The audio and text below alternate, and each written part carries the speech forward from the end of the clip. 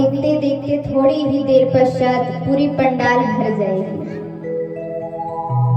जैसे कहते हैं ना, रात में आप सो गए और सुबह अचानक आंख खुलती है तो देखते हो खूब धूप हुआ है।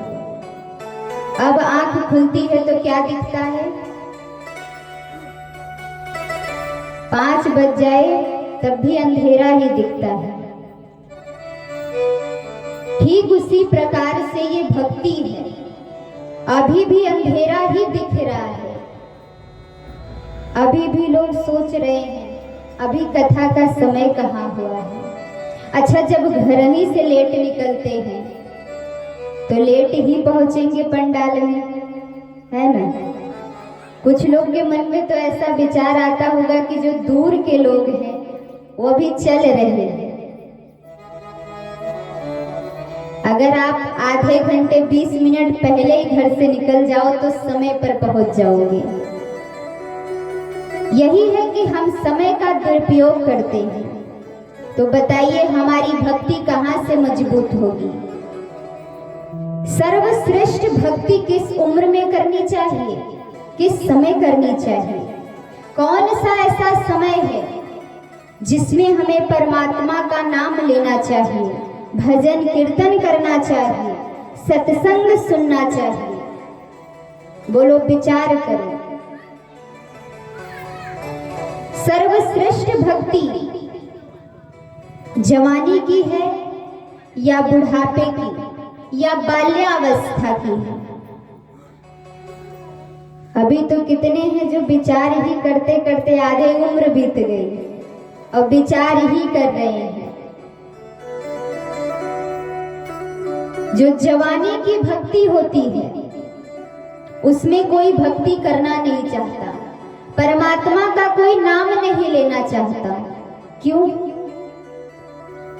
विचार करते हैं, कोई कह दे कि मंदिर चले जाओ बेटा, तो कहते हैं अरे मंदिर क्यों जाए, मंदिर हमारे लिए थोड़ी है। तो फिर किसके लिए है? वो मंदिर तो वृद्धों के लिए है जो बूढ़े हो गए हैं, वो मंदिर जाए। कोई कहता है कि तीर्थ कर लो, तो संतान क्या जवाब देते हैं?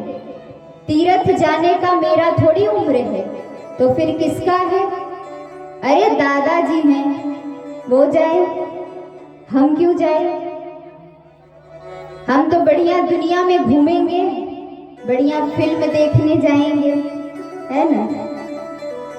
अच्छी अच्छी जगह घूमेंगे, बढ़िया बढ़िया वस्त्र पहनेंगे, कपड़े पहनेंगे।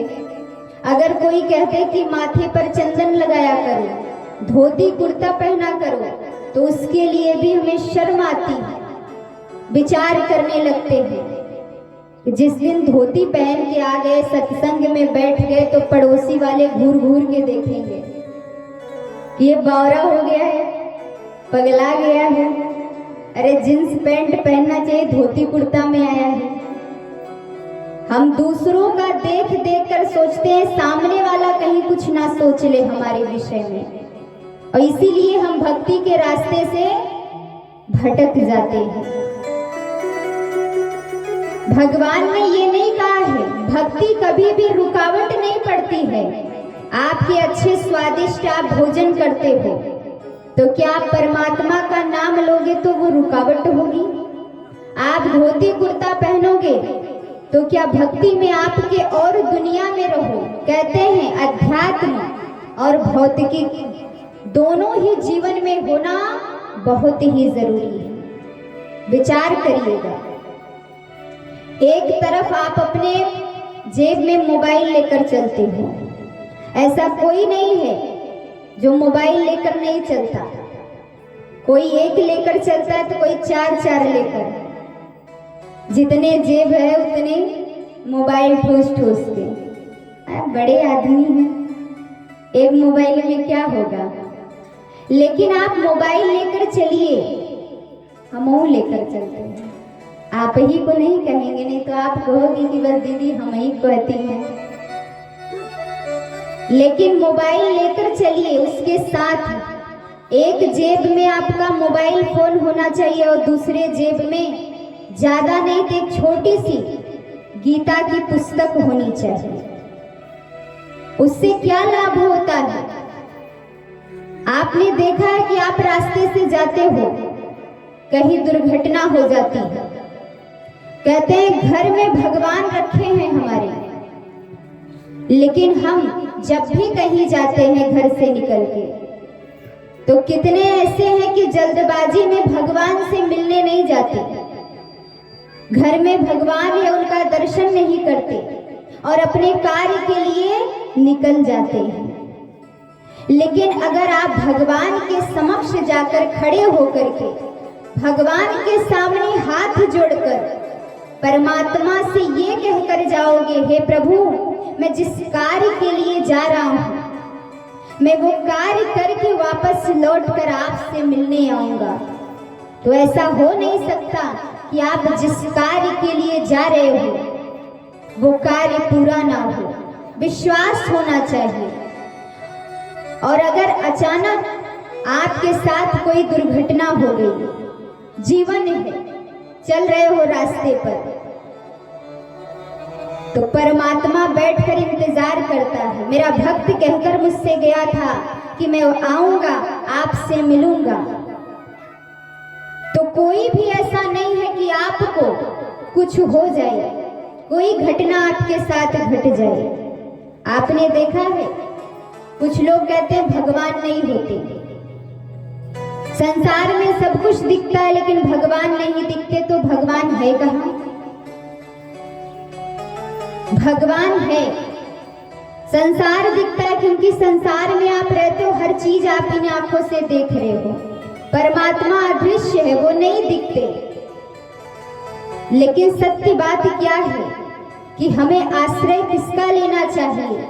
जो जीवन को बना दे, जो जीवन भर साथ रहे। सत्य क्या मानते हो? परिवार दिखता है, धन दिखता है, पुत्र दिखता है, उसे सत्य मानकर चलते हो और उसका आश्रय भी हम लेते हैं जीवन भर। लेकिन जब वो आश्रय छूटता है, संतान जब दुख देता है, तकलीफ देता है, तब उसकी जिम्मेदारी किसकी होती है? आपकी स्वयं की। जब आपका संतान आपसे गलत शब्दों में बात करेगा, तब आप रोते हो, तब आप परमात्मा को कोसते हो कि आपने ऐसा संतान हमारे जीवन में क्यों दिया जो गलत रास्ते पे चलता है, जो मेरा सम्मान नहीं करता है। आपने कभी ये विचार नहीं किया कि जीवन भर हम उसी संतान के आश्रय जी रहे थे। लेकिन आश्रय किसका लेना चाहिए? जो कभी बदले ना, और वो परमात्मा है। संसार में जब किसी का कोई नहीं होता, परिवार नहीं होता, समाज नहीं होता, तब वो परमात्मा होता है। इसीलिए परमात्मा का साथ हमें नहीं छोड़ना चाहिए। और सर्वश्रेष्ठ भक्ति हमारी क्या है? बचपन की। वृद्ध होने के बाद भी कितने सोचते हैं कि अब भक्ति कर ले, अब भगवान का नाम ले। जीवन में हमारे दो घड़ा होता है। कौन कौन सा? एक पाप का घड़ा होता है, एक पुण्य का घड़ा होता है। और पाप और पुण्य दोनों भरते हैं। अगर आपने पूरे जीवन पाप ही किया है तो पाप का घड़ा पहले भरेगा। उसके बाद जब आप वृद्ध हो जाते हो, जब इन पैरों से आप 4 कदम जाने में भी दूसरे का सहारा मांगते हो, जब मुख से आप परमात्मा का नाम भी नहीं ले पाते हो ठीक से, तब याद आती है किसकी? परमात्मा की। तब कोई साथ देने वाला नहीं होता।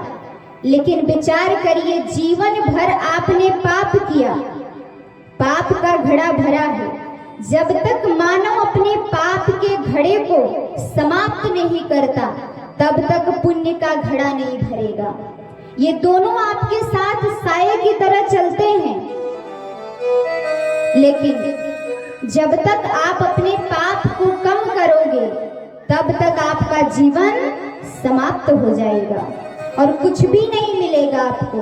इसीलिए संत कहते हैं, गुरु कहते हैं कि हमें परमात्मा का नाम कब लेना चाहिए? बचपन से। क्योंकि बचपन की जो भक्ति होती है, ये फूल देख रहे हो, जब ये कली थी तब परमात्मा के चरणों में जाने में इसे बड़ी कठिनाई होती थी। क्यों? जब कली होती है तो आप भगवान को समर्पित नहीं करते हो, लेकिन यही फूल जब खिल जाता है तो आसानी से आप भगवान के चरणों में देते हो, भगवान के चरणों में चढ़ाते हो। ठीक उसी प्रकार से हमारी भक्ति होती है। भक्ति अधखिला फूल है। बचपन में जो संतान होता है वो परमात्मा का नाम नहीं लेता, वो सत्संग में बैठता है, लेकिन उसे समझ में नहीं आता। लेकिन धीरे धीरे करके वही संतान जब बचपन से ही परमात्मा का नाम लेता रहेगा, सत्संग सुनता रहेगा, तब जब वो बड़ा होगा तब परमात्मा के चरणों में वो आसानी से पहुंच जाएगा, तब उसे कठिनाई नहीं होगी। क्योंकि जीवन क्या है? अगर आप सोचोगे कि हम 55 के हो जाए और तब भक्ति करें, तो 55 के बाद जिंदगी कितनी बचती है? विचार कर लीजिएगा कि 55 के बाद भक्ति करोगे तो कुछ मिलेगा नहीं। इसीलिए बचपन से ही भक्ति करते रहो और परमात्मा का नाम लेते रहो। और कहते हैं कि परमात्मा को बुलाना है, माँ को अपने घर में बुलाना है, तो हर दिन हमें भजन करना चाहिए। अपने घर में बैठकर संतान के साथ